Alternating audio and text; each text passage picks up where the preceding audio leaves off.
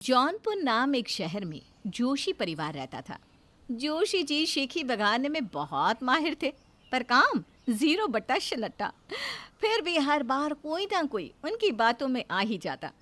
रोज की तरह एक आम सुबह थी। जोशी जी अपने परिवार वालों के साथ नाश्ते की टेबल पर बैठकर नाश्ता कर रहे थे। तभी एक औरत जोशी जी को ढूंढते हुए उनके घर आती है। भाई साहब, मैं अंजना, पहचाना? मैं आपको रेलवे स्टेशन पर मिली थी। 2 दिन से आपको फ़ोन मिलाकर परेशान हूँ मैं, पर आपने फ़ोन उठाया ही नहीं, तो आपका पता पूछते पूछते मैं यहाँ खुद ही आ गई। मेरे बेटे के लिए लड़की बताने वाले थे ना आप? अरे आप टेंशन क्यों लेती हैं? मेरे हाथ में 10 लड़के लड़कियां हैं। जिस लड़की को भी बोलूं फौरन हाँ कर देंगी। आप निश्चिंत रहिए। तो आप बात चलाइए ना लड़की वालों से। अच्छा अच्छा, करता हूँ मैं बात। एक और बेचारी फंस गई। फंसे भी कैसे ना, इनको जानने में मुझे ही 30 साल लग गए। सिर्फ बोली की शेर है ये, सबको उलझा कर रखेंगे पर काम किसी का नहीं करेंगे। जोशी जी की बात पर विश्वास कर अंजना वापस अपने घर लौट जाती है और तभी बीनू अपने पति से कहती है, जवान बेटी घर पर बैठी हुई है, पर आपको तो ज़रा भी फर्क नहीं पड़ता ना। 10 लड़के हैं ना हाथ में, तो उनमें से किसी एक से ही इसकी शादी करवा दीजिए। अरे अभी बहुत समय है बिनू। इतने एक से एक लड़के बैठे हैं, जिसे बोलूं फौरन हाँ कर दे, और तुम हो के बेकार में हड़बड़ाने लग जाती हो। बहुत समय है बोल बोल कर तो आज ये 30 साल की घोड़ी हो गई है। अरे कब तक इसकी उम्र छुपाती चलूं मैं? इसकी उम्र में तो मैंने 2-2 बच्चे जन के पाल पोस के बड़े भी कर दिए थे। और एक ये है जो घर पर बैठी है। वो तो शुक्र है नीतीश के तूने भाग कर शादी कर ली, वरना अपने बाप के भरोसे रहता तो तू भी कमारा ही रह जाता। हमारी बिरादरी में ऐसे ही लड़कियों की कमी है। इतना चोखा रिश्ता आएगा कि तू भी सोचती रह जाएगी। शादी के मंडप पर ही मैं तो सीधा 10 लाख कैश मांग लूँगी। ठीक है ना पापा? हाँ हाँ बेटा, एकदम। इतना बड़ा क्या है, अपनी बेटी को ऐसे कैसे किसी को भी सौंप दूं? सामने से पैसा मांगूंगा। शादी को तो आप लोगों ने मजाक बना लिया है, ऐसे तो हो चुकी शादी। गुस्से में नियति रसोई में चली जाए। ये पूनम दीदी न जाने कब अपने घर जाएगी और मुझे आज़ादी मिलेगी। अब तो लगता है मुझे ही कोई रिश्ता देखना होगा। नियति जोरों शोरों से पूनम के लिए लड़का देखने में जुट जाती है, पर जब भी वो लड़के वालों को बुलाने की बात करती, जोशी जी शुरू हो जाते। अरे घर में क्यों आना है उन लोगों को? तुम लोग भी ना बहुत ज्यादा जल्दबाजी करने लगते हो। लड़के के बाप को बोलो मुझे सड़क के किनारे ही मिल ले। ऐसे लड़की देखेगा क्या कोई? बेटे की कुंडली में सांप बनकर बैठ गए हो तुम, और तुम्हारी बेटी भी तुम्हारी तरह मंद बुद्धि रहे कमारी। अब मैं नहीं बोलने वाली कुछ। जोशी जी की हरकतों से परेशान होकर अब बीनू भी हिम्मत हार जाती है, पर उसी दिन शाम को हाथ में मिठाई का डब्बा लिए पड़ोसन सीमा अपने भतीजी के साथ बीनू के घर आती है। ले बीनू, मुंह मीठा कर। ये मेरे भतीजे के प्रमोशन की खुशी में इसका ट्रांसफ़र भी यही हमारे शहर में ही हो गया है। अब मेरे साथ ही रहेगा पीयूष। बस अब एक अच्छी सी लड़की की तलाश है। वैसे अब ना पूनम की भी उम्र हो गई है, दोनों की जोड़ी साथ में बहुत जमेगी। सोचना तू भी इस बारे में। वहीं बैठी पूनम की नज़र पीयूष से मिल जाती है और एक ही नज़र में दोनों एक दूसरे को अपना दिल दे बैठते हैं। और हमेशा अपने पापा की साइड लेने वाली पूनम बिना किसी आनाकानी के पीयूष से शादी को राजी हो जाती है और दोनों की हो जाती है पी पी पी पी शादी। विदाई के वक्त, आजा आजा मेरी बेटी, गले लग जा। मेरे कलेजे के टुकड़े, तेरे बिना कैसे रहूंगी मैं? एक ना एक दिन तो बेटे को जाना ही पड़ता है ना मम्मी जी। और वैसे भी ज़्यादा दूर नहीं जा रही है दीदी। अरे इतना रोना आ रहा है तो रोक लो ना, इसे कैंसिल कर दो, बहुत अच्छे अच्छे लड़के मिल जाएंगे। अरे मम्मी जी जाने दीजिए ना दीदी को। बहुत सारे ड्रामे और रोने धोने के बाद आखिरकार पूनम अपने ससुराल जाती है। कुछ घंटों बाद नियति अपनी सास के साथ रसोई में कुछ काम कर रही होती है कि अपने घर की खिड़की से झांकती हुई पूनम कहती है, अरे भाभी, खाने में क्या बन रहा है? हाँ? ये दीदी की आवाज़ कहाँ से आ रही है मम्मी जी? इधर इधर खिड़की पर। नियति अपनी इधर उधर देखती है तो बाजू की खिड़की पे पूनम जी झांक रही थी। हाय राम, ये ऐसे बिहाई कि गई नहीं।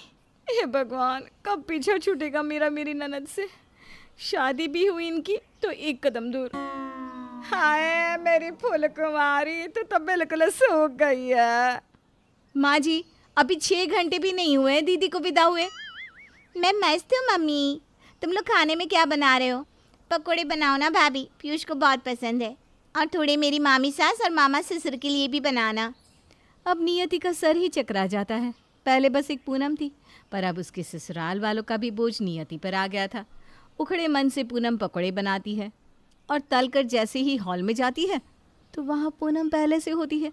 अरे बड़ी देर कर दी भाभी। आप तो अभी एक खिड़की पर थी ना दीदी। हाँ तो अब घर पर हूँ, जल्दी लाइए पकोड़े। पकोड़े खा पी कर पूनम वापस अपने ससुराल चली जाती है। अगले सुबह 5 बजे नियति का फ़ोन बजता है। भाभी, वो पीएस के लिए प्लीज़ टिफिन बना दीजिए ना। वो भाई के लिए टिफिन तो बनाओगे ही आप। और हाँ, टिफिन लेने के लिए ना मुझे कॉल मत करना, मैं पीयूष को कह दूँगी। पीयूष आपसे टिफिन लेते हुए ऑफिस निकल जाएंगे। बाय, बहुत नींद आ रही है। अब तो हद हो गई थी। पूनम अपने काम के साथ अपने ससुराल के सारे काम भी नियति पर लाद देती और अपने ससुराल से ज़्यादा मायके में ही रहती। एक दिन, अरे भाभी, गुड न्यूज़ कब सुना रही हो? कैसा गुड न्यूज़ दीदी? मेरे जीवन में गुड बचाई क्या है? अरे बहू, अचानक तुझे क्या हुआ? दीदी पूछ रही हैं कि गुड न्यूज़ कब दे रही हूँ मैं। मेरे बेडरूम में मुझसे ज़्यादा तो दीदी और जीजू रहते हैं। जब दीदी कमारी थी तो ज़्यादातर हमारे साथ सोती थी, और अब जब इनकी शादी हो गई है तो अब रात भर जीजा साले की मस्ती चलती है। मैं तो अकेली ही सोती हूँ। सुबह आँख दीदी की कॉल से खुलती है कि पीयूष जी के लिए टिफ़िन में क्या पैक करना है। फिर दिन भर आप लोगों का और सीमा आंटी के घर वालों का खाना बनाती हूँ। इसमें गुड न्यूज़ क्या आसमान से आएगा? एक पल का चैन नहीं मिलता मुझे। मेरी भी तो लाइफ है। इतने दिन से चुप रही नियति का गुस्सा फट पड़ता है। सब चुप हो जाते हैं। गॉड, भाभी ये तो मैंने सोचा ही नहीं, मुझे माफ़ कर दीजिए। मैंने तो 5 जेठ जेठानियों के परिवार में बच्चे जन लिए थे। मुझे क्या पता, बहू को भी प्राइवेसी चाहिए रहती है। तुम भी ना मम्मी, आज ज़माना बदल गया है। मैं आपकी और नितेश की टिकट्स बुक कर देता हूँ। जाइए, आप लोग घूम कर आइए और हमारे लिए गुड न्यूज़ लेकर आइए। सॉरी दीदी, मैंने शायद आज कुछ ज़्यादा ही बोल दिया। मुझे तो सुनने की आदत है, टेंशन नॉट। और इस तरह नियति की पड़ोसन बनी ननद अब उसकी दोस्त भी बन जाती है। दामोदर शुक्ला और उनकी पत्नी जानकी शुक्ला का एक बेटा था जिसका नाम था अमित, और अमित की पत्नी का नाम था शैलजा। दामोदर शुक्ला की बेटी दिशा की शादी 1 साल पहले ही हुई थी और उसकी शादी उसी शहर में हुई थी, पर उसका घर अपने मायके से कुछ ज़्यादा ही दूर था। इसकी वजह से दिशा अपने मायके में काफ़ी कम आया करती थी। लेकिन कुछ दिनों के बाद एक दिन अचानक सुबह सुबह दिशा अपने मायके आती है। मम्मी पापा, ये देखो लड्डू लेकर आई हूँ, लड्डू। क्या बात है दिशा बेटा, बहुत खुश लग रही हो। दामाद जी की तरक्की हो गई है क्या? या फिर तुम्हारी नौकरी लग गई है, कुछ तो खास बात है। हमारी बेटी कितनी खुश नजर आ रही है। अरे पापा, मेरी नौकरी नहीं लगी है, लेकिन माँ का अंदाज़ा बिल्कुल सही है। इसका मतलब हमारे दामाद बाबू को अपनी नौकरी में प्रमोशन मिला है। सही कहा ना मैंने? वाह दिशा, ये तो बहुत खुशी की बात है। अब ये बताओ, पार्टी कब दे रही हो? भाभी पार्टी क्या, मैं तो आपको बहुत अच्छी और बड़ी खुशखबरी भी सुनाने वाली हूँ। क्या बात है, आप मम्मी बनने वाली हैं क्या? अरे भाभी आप भी ना। दरअसल बात यह है कि आनंद का प्रमोशन हो गया है और उनका पैकेज भी बहुत बढ़ गया है। वो तो हमने सुन लिया, दूसरी खुशखबरी सुना दो। पापा जी, ये जो बाजू वाला फ्लैट खाली पड़ा था ना, आनंद ने वो फ्लैट खरीद लिया है और आपकी बेटी आपके एकदम पड़ोस में आकर रहने वाली है। अरे वाह वाह वाह, ये तो बहुत अच्छी बात है। तेरा ससुराल वाला घर बहुत दूर था, इसकी वजह से मैं तो बड़ी परेशान थी, अपनी बेटी से मिल भी नहीं पाती थी। बस मम्मी, 2 दिन रुक जाओ, इसके बाद मैं अपना सारा सामान लेके आपके बाजू वाले फ्लैट में शिफ्ट हो रही हूँ, फिर आपकी बेटी आपके पास ही रहेगी। इसके बाद दिशा अपने घर चली जाती है। दिशा के जाने के बाद शैलजा अपनी सास के पास आती है। मम्मी जी एक बात कहूँ, अब बुरा तो नहीं मानेंगी? अरे कहो कहो कहो, जो भी कहना है। आज तो मैं तुम्हारी किसी भी बात का बुरा नहीं मानूंगी। मम्मी जी, दिशा हमारे घर के एकदम बाजू वाले घर में रहने के लिए आ रही है, कहीं इसकी वजह से कोई प्रॉब्लम क्रिएट ना हो जाए। अरे इसमें क्या परेशानी है? हमारी बेटी हमारे पास रहेगी तो हमें कोई परेशानी नहीं हो सकती। हाँ, लेकिन तुम्हारी बातें सुनकर लग रहा है बहू कि तुम्हें बहुत परेशानी होने वाली है। नहीं नहीं मम्मी जी, आप गलत समझ रही हैं।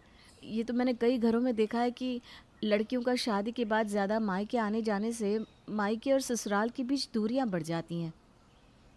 वैसा उन लड़कियों के साथ होता है जो दिन भर अपने मायके की बातों में दिमाग लगाती हैं।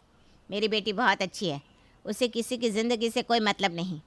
और देखो बहू, तुम ना इस बारे में अब कुछ मत कहो। कुछ दिनों के बाद दिशा बाजू वाले फ्लैट में शिफ्ट हो जाती है। एक दिन शाम के वक्त, अरे मम्मी, आप किचन में क्या कर रही हो? भाभी कहाँ गई? बेटा तुम्हारा भाई और भाभी दोनों बाहर डिनर करने गए हैं। की क्या बात हुई? वो दोनों बाहर डिनर करने गए हैं और आप खाना बना रही हैं? आपके लिए बाहर से खाना पैक करवा कर नहीं ला सकता था क्या भाई? नहीं बेटा, ऐसी कोई बात नहीं है, मैंने ही मना किया था। आप भी ना बहुत सीधी है मम्मी। अगर इतनी छूट देंगे ना भैया भाभी को तो कल को वो आपको पूछेंगे भी नहीं, फिर कहना मत मुझसे। अरे ऐसी कोई बात नहीं बेटा, शैलजा मेरा अच्छा ध्यान रखती है। अपनी बहू के प्यार में ना आप अंधी हो गई हैं। अरे इतना ही ध्यान रखती हैं तो एक बात बताओ, जाने से पहले एक बार भी पूछा क्या कि आपके लिए बाहर से खाना ले आए या आपको साथ में ले जाए? वैसे पूछा तो नहीं, पर क्या है ना, तुम्हारे पापा जी और मैं खुद हमेशा मना कर देते हैं, इसलिए इस बार उसने नहीं पूछा। अरे मम्मी, आप कितना भी मना करो लेकिन उन दोनों की जिम्मेदारी तो बनती है ना। अब आप रहने दीजिए, आपका खाना मैं बना कर ले आती हूँ। और फिर एक दिन अमित और शैलजा दिशा के घर जाते हैं। दिशा, ये मिठाई आपके लिए है। अरे आप लोग अंदर तो आइए, दरवाजे पर खड़े होकर ही मिठाई खिला देंगे क्या? वैसे भाभी, ये मिठाई किस खुशी में? दिशा, तेरे भाई ने नई गाड़ी खरीदी है, इसी खुशी में मिठाई लेकर आए हैं।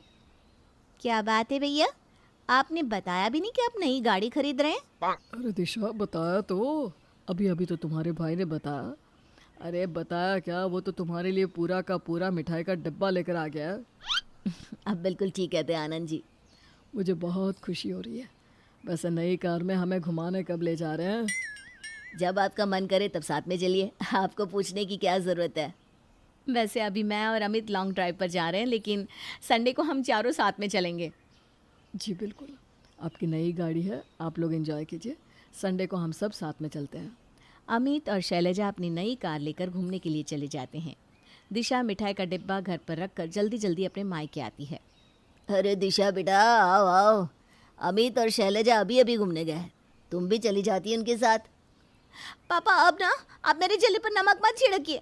भाई ने तो मुझे ये भी नहीं बताया कि वो नई गाड़ी खरीद रहे हैं। अरे अचानक ही प्लान बना था बेटा, कब से सोच रहा था, पर गाड़ी पसंद आ गई और लेकर आ गया। हमें भी तब पता चला जब गाड़ी बुक हो गई। मम्मी, मैंने आपको पहले ही कहा था, आप ना बहुत फूली हैं, आपको अपने बेटे बहू पर नजर रखनी चाहिए।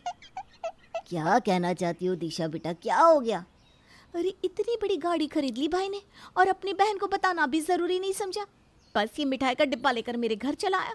अब तो मैं आपके पड़ोस में रहती हूँ, क्या मुझे इतना भी हक नहीं कि मेरे मायके में क्या चल रहा हो इस बात का मुझे पता हो? अरे तुम बेकार में ही बुरा मान रही हो बेटा। और पापा, अब क्या कह रहे थे? घूमने चली जाती। भैया सिर्फ भाभी को घुमाने ले गए, मुझसे और आनंद से कह कर गए अगले संडे हम लेकर जाएंगे घुमाने। अरे बेटा, तो इसमें क्या परेशानी है? कहाँ ना अगले संडे तुमको लेकर जाएगा। मम्मी, मायके में जब कोई बड़ी नई चीज़ खरीदते ना तो कम से कम अपनी बहन को कोई बड़ा महंगा गिफ्ट तो देना चाहिए था, लेकिन नहीं, अब तो मैं आपकी पड़ोसन हो गई हूँ, फिर भी उसको मेरी कोई कदर नहीं है। ऐसी कोई बात नहीं है बेटा, तुम गलत समझ रही हो। अरे तुम्हारे भैया भाभी तुमसे बहुत प्यार करते हैं बेटा। अच्छा ठीक है मम्मी, मान लिया कि वो मुझसे बहुत प्यार करते हैं, लेकिन आप लोगों का क्या? आप लोगों को तो अपने साथ गाड़ी में घुमाने ले जा सकता था। मैं अब भी कह रही हूँ मम्मी, थोड़ी लगाम कस कर रखो अपने बहू बेटे पर, बाद में मत कहना मुझे। हाँ, क्या दिशा का अपने मायके में बढ़ता इंटरफेयर बढ़ाएगा अमित और शैलजा की परेशानी? क्या दिशा को अपनी गलती का एहसास होगा? धीरे धीरे निशा का अपने मायके में इंटरफियरेंस बढ़ता जा रहा था, जिसकी वजह से शैलजा को परेशानी हो रही थी। लेकिन वो कहती भी तो किससे? अगर वो अपनी सास से इस बात की शिकायत करती तो वो उल्टे उसे ही दोषी ठहराती थी। एक दिन दिशा सुबह सुबह अपने मायके वाले घर आई। अरे भाभी क्या बात है, इस बार तो गर्मी की छुट्टियां शुरू हो गई, आप अपने भाई के घर नहीं गई? वो क्या है ना दिशा, मुझे ऐसा लगता है कि मायके कम ही जाना चाहिए। हर बार गर्मी की छुट्टियों में जाने में क्या रखा है, जब मन होगा तब चली जाऊंगी। हाँ, शैलजा तो अपने मायके जाना ही नहीं चाहती। उसे लगता है कि अगर वो अपने मम्मी के घर चली गई तो यहाँ मम्मी पापा को बहुत परेशानी होगी। अरे भैया आप तो ऐसे बात कर रहे हैं जैसे भाभी मम्मी पापा का बहुत ख्याल रखती हैं। हाँ, तो इसमें गलत क्या है? शैलजा मम्मी पापा का ख्याल रखती ही तो है। हाँ भैया, आप तो हमेशा भाभी की तरफदारी ही करेंगे ना। और वैसे भी भाभी ने खुद के मायके न जाने वाली बात कहकर मेरे ऊपर सीधा सीधा ताना मारा है। उनको यहाँ मेरा आना शायद अच्छा नहीं लगता है ना भाभी? अरे नहीं दिशा, ऐसी कोई बात नहीं है। चलिए ठीक है भाभी, आप कहती है तो मान लेती हूँ। वैसे आपकी बालकनी काफी हरी भरी लग रही है, इतने सारे प्लांट कब लगाया आपने? अरे दिशा, तुम जानती हो ना तुम्हारी भाभी को पेड़ पौधों से कितना प्यार है। बस कल ही नर्सरी गए थे और वहाँ से पौधे लेकर आ गए। अरे वाह, क्या बात है भाभी, आपको नहीं लगता कि आपने कुछ ज्यादा ही पौधे लगा लिए घर के अंदर? बालकनी में इतने पौधे कौन लगाता है? अरे अच्छी बात है ना, घर में हरियाली रहेगी, ताज़ी हवा आती रहेगी। हाँ, पेड़ पौधों से तो घर सुंदर भी लगता है। अरे मम्मी, लेकिन इनकी देखभाल भी तो करनी पड़ती है ना। 2-4 पौधे रखना ठीक है, लेकिन इस तरह पूरे घर में पौधे लगा लेना कहाँ की समझदारी है भाई? हाँ, वैसे बात तो तुम्हारी सही है दिशा। अब रोज रोज साफ सफाई भी तो करनी पड़ेगी काम वाली को। तुम तो जानती हो वो कितनी अच्छी सफाई करती है। तभी तो मैं कह रही हूँ भाभी, आप इतने पौधे ले तो आई हैं, लेकिन इनकी सार संभाल कैसे करेंगी? लगता है भैया की सैलरी बढ़ने के बाद अब ज्यादा ही खर्चा करने लगी हैं। इतना कहकर दिशा वहाँ से चली जाती है। लेकिन दिशा का इस तरह अपने घर में बार बार दखल अंदाजी करना अब शैलजा को बिल्कुल भी पसंद नहीं आ रहा था। एक दिन शैलजा को अपने लिए शॉपिंग करने जाना था, लेकिन ठीक उसी वक्त दिशा अपने मायके आ गई। अरे भाभी कहाँ जा रही हो तैयार होकर? अब कहीं नहीं, बस वो शॉपिंग करने जाना था। क्या बात है भाभी, वैसे क्या लेने जा रही हो? अब कुछ नहीं, बस अपने लिए कपड़े खरीदने जा रही थी। वाह भाभी, आजकल तो खूब खर्चा करती हो। हाँ, अरे नहीं, कुछ कपड़ों की जरूरत थी, वही लेने जा रही थी। वैसे भाभी आपको नहीं लगता कि आपको माँ से भी पूछ लेना चाहिए कि उन्हें किसी चीज़ की ज़रूरत तो नहीं है? मैंने तो मम्मी जी से कल ही पूछ लिया था, उन्होंने कहा कि उन्हें कुछ भी नहीं चाहिए, तो मैंने सोचा मैं अकेले अपने लिए शॉपिंग करके ले आती हूँ। ठीक है भाभी, जाइए अच्छी तरह से शॉपिंग करके आना। शैलजा वहाँ से चली जाती है और शैलजा के जाने के बाद दिशा अपनी माँ जानकी के कान भरना शुरू कर देती है। देखा आपने मम्मी, मेरे सामने ही शॉपिंग करने जा रही थी भाभी, लेकिन मुझसे एक बार नहीं पूछा कि मुझे कुछ चाहिए तो नहीं। हाँ, वैसे बात तो तेरी बिल्कुल सही है। तो ननद है उसकी, एक बार तो उसे पूछना चाहिए था कि तुझे किसी चीज़ की ज़रूरत तो नहीं। वैसे मम्मी आप ना नज़र रखा करो भाभी पर, आजकल कुछ ज़्यादा ही पैसे उड़ाने लगी है। शाम को जब शैलजा शॉपिंग करके वापस आती है तो उसकी सास उससे 1-1 रुपए का हिसाब पूछने लगती है। शैलजा को ये बात थोड़ी अजीब लगती है, क्योंकि इससे पहले उसकी सास ने कभी उससे इस तरह का बर्ताव नहीं किया था। वो समझ जाती है कि ये सब जरूर दिशा का ही किया धरा है, और इसी वजह से शैलजा काफी परेशान होती है। मम्मी जी, आपको अपनी बेटी को समझाना चाहिए ना कि शादी के बाद अपने मायके में इतना इंटरफियर करना अच्छी बात नहीं होती। अरे लेकिन किया क्या है दिशा ने? मम्मी जी, दिशा ने ही आपसे कहा ना कि जब मैं शॉपिंग करके आऊँ तो 1-1 रुपया का हिसाब किताब आप मुझसे पूछ लेना। मैं सब जानती हूँ, क्योंकि आपने आज से पहले ऐसा कभी नहीं किया। अरे बहू, वो मेरी बेटी है, अगर मुझे किसी चीज़ के लिए बोल भी देती है तो उसमें गलत क्या है? शैलजा समझ जाती है कि उसके समझाने का उसकी सास पर कोई असर नहीं होने वाला, लेकिन शैलजा अपनी पड़ोसन बनी हुई ननद की वजह से अब पूरी तरह परेशान हो चुकी थी। उसकी ननद यानी कि दिशा का अपने मायके में इंटरफेरेंस इतना ज्यादा बढ़ चुका था, शैलजा को अपनी रोजाना जिंदगी में भी परेशानी होने लगी थी। लेकिन तभी एक दिन सुबह सुबह दिशा के घर पर उसकी ननद रमणिका आ गई। अरे दिशा भाभी, क्या बात है? नए नए सोने के कंगन, लगता है भैया का प्रमोशन होने की खुशी में आपकी मौज आ गई है। अरे रमणिका दीदी कैसी बात करती हैं? ये कंगन तो पुराने हैं, बस पॉलिश करवा लिए थे। अच्छा, तभी मुझे लगा कि शायद नए कंगन खरीद लाई हो। चलो कोई बात नहीं। शाम के वक्त अरे दिशा भाभी, तुम्हारी रसोई में तो खाने पीने की चीजों का ढेर लगा है, किसी चीज का कोई हिसाब किताब ही नहीं। ड्राई फ्रूट के डब्बे भर भर कर रखे हुए हैं। हाँ रमणिका दीदी, वो आपके भाई को खाने पीने का बहुत शौक है ना, तो बस इसीलिए सारी चीज़ें लाते रहते हैं। वैसे दिशा भाभी, मैं सोच रही हूँ जैसे आप अपने मायके के बाजू में रहने लगी है, वैसे मैं भी ये पास वाला फ्लैट खरीद लेती हूँ। अरे लेकिन उसकी क्या ज़रूरत है, आपका तो अच्छा खासा घर है ना। अरे घर है तो क्या हुआ, यहाँ पर आपके और भैया के पास रहूंगी, जब मर्जी आपके घर आ जाऊंगी, और कभी कोई परेशानी हुई तो आप मेरे लिए खाना बना देंगी। इससे अच्छा और क्या हो सकता है। नहीं नहीं रमणिका दीदी, आपका घर बहुत सुंदर है, आप वहीं पर रहिए। अरे नहीं भाभी, अब तो मैंने अपना पूरा मन बना लिया है कि मैं ये बाजू वाले फ्लैट में ही आकर रहूंगी। और एक चीज़, मुझे ना आपके घर का इंटीरियर बहुत अच्छा लगा। ये पर्दे, फर्नीचर आपने जहाँ से भी लिया है ना, मेरे लिए भी ऑर्डर कर देना। लेकिन रमणिका दीदी ये तो बहुत महंगे वाले हैं। तो क्या हुआ, आप मेरी भाभी तो हैं, मेरे लिए इतना नहीं कर सकती क्या? और थोड़े दिन बाद तो हम पड़ोसी भी बन जाएंगे, उसके बाद तो ये सब चलता ही रहेगा। ननद की बात सुनकर दिशा पूरी तरह से घबरा जाती है और परेशान होकर अपने मायके चली जाती है। क्या हुआ, चेहरे पर 12 क्यों बजे हैं? क्या बताओ पापा, वो मेरी ननद है ना, वो कह रही है कि वो मेरा बाजू वाला फ्लैट खरीदने वाली है और अब उसी में रहा करेगी। अरे ये तो बहुत अच्छी बात है, जैसे आप अपने मायके के बाजू में रहती हैं वैसे ही अब आपकी ननद भी रह लेगी। ठीक है, आनंद जी की एक ही तो बहन है, इसी बहाने आनंद जी उनका भी तो ख्याल रखेंगे। नहीं नहीं भाभी, आप ऐसी क्यों बात कर रही हैं? आप जानती नहीं, मेरी ननद ना वो छोटी छोटी बातों पर नजर रखती है। अगर बाजू में रहने आ गई तो सारा दिन मेरे घर में ही रहेगी और बहुत इंटरफेयर करेगी। अरे दिशा बेटा, ये बात तुम कह रही हो? पहले जरा तुम अपनी हरकतों पर तो नजर डालो। तुम्हारे पापा ठीक कह रहे बेटा, तुम्हारी बातों में आकर मैं भी कुछ दिनों से शैलजा से अच्छे से पेश नहीं आ रही थी।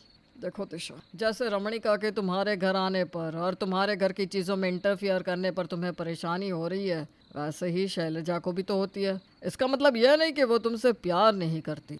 नहीं मम्मी पापा, आप ठीक कह रहे हैं। अब तो मुझे भी इस बात का एहसास हो रहा है कि मैं जब से आप लोगों की पड़ोसन बन गई हूँ तब से आपके घर में कुछ ज़्यादा ही दखल अंदाजी करने लगी हूँ। लेकिन अब नहीं, अब मुझे समझ में आ गया है। लेकिन मेरी ननद जो मेरी पड़ोसन बनने वाली है, उसका मैं क्या करूँ? उसकी चिंता मुझ पर छोड़ दीजिए दिशा दीदी। दरअसल आपकी ननद जो भी कह रही है ना, वो सब नाटक है। आपको ये बात समझाने के लिए मैंने ही उसे कहा था ऐसा करने को।